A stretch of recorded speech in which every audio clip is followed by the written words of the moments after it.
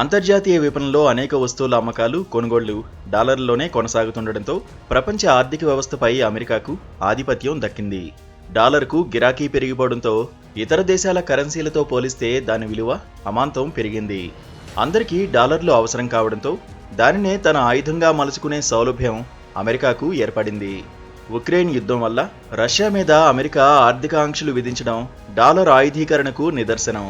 అమెరికాకు ఎదురు తిరిగితే దేశాలకు డాలర్లు చిక్కకుండా చేస్తే వాటి ఎగుమతులు దిగుమతులకు విఘాతం కలుగుతుంది. పెట్టుబడులు ఆగిపోతాయి. డాలర్తో పోలిస్తే ఆ దేశాల కరెన్సీ విలువ పడిపోయి విదేశీ రుణాలపై అసలు వడ్డీ చెల్లింపులు మోయలేని భారం అవుతుంది.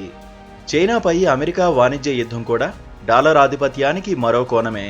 దీన్ని సహించని రష్యా, చైనాలు డాలర్కు ప్రత్యామ్నాయంగా స్థానిక కరెన్సీల్లోనే లావాదేవీలు జరపాలని నిశ్చయించాయి.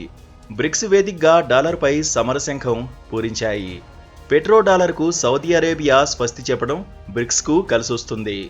చమురు అమ్మకాలకు ఇక నుంచి డాలర్లతో పాటు చైనా యువాన్, ఐరోపా సమాఖ్య యూరో, జపనీస్ యెన్లలోనూ చెల్లింపులు స్వీకరిస్తారని సౌదీ ప్రకటించింది. బిట్కాయిన్లు, డిజిటల్ కరెన్సీల్లో కూడా చెల్లింపులు స్వీకరించే అంశాన్ని పరిశీలిస్తోంది. వివిధ దేశాల కేంద్ర బ్యాంకులు కలిసి ఉమ్మడి డిజిటల్ కరెన్సీ సిబిడిసిని వెలువరించే ప్రయత్నంలో ఉన్నాయి. సౌదీ ఇప్పటికే చైనాతో స్థానిక కరెన్సీల్లో చమురు అమ్మకాలు జరపడానికి ఒప్పందం కుదుర్చుకుంది. భారత్, సౌదీలు కూడా ఇలాంటి ఒప్పందం కుదుర్చుకోవడానికి సంప్రదింపులు జరుపుతున్నాయి. పెట్రో డాలర్కు తెరపడ్డంతో అమెరికా కరెన్సీ విలువ కుప్పకూలిపోతుందా అనే సందేహం వ్యక్తమవుతోంది.